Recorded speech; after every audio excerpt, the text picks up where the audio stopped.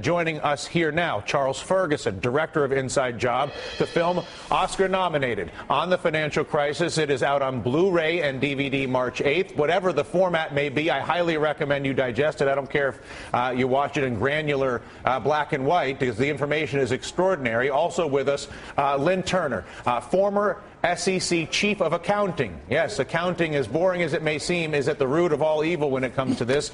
Lynn, now at Colorado State University. Charles, if you had Darrell Iss's job, what would you do with it? Well, I'd be issuing a lot of subpoenas because you're absolutely right that we already know that there was a great deal of fraud throughout the core of the financial system.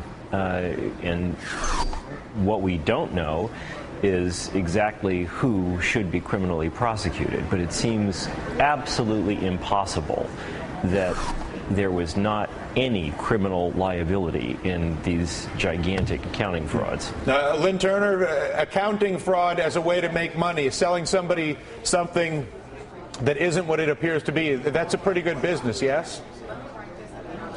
Yeah, it can be a very lucrative business, as we've seen from some of these frauds and scandals in the past.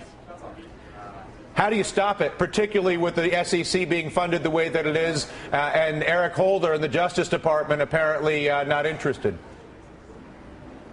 Well, I think you raise a good point. I think we need some better leadership at both the top of the SEC and at the DOJ. It's very clear that Eric Holder has decided not to prosecute these cases, which is unfortunate. It's the only way to really stop fraud.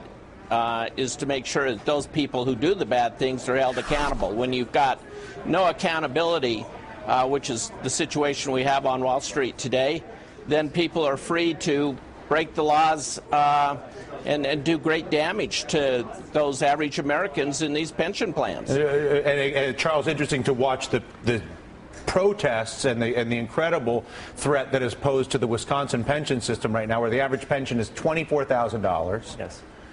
15% of all the money in that pension goes to pay fees on Wall Street. 15%. And Eric Holder, with all the knowledge that you've put in the public, I put in the public, Lynn, Matt Taibbi, there's lists of people at this point who've done tremendous journalism.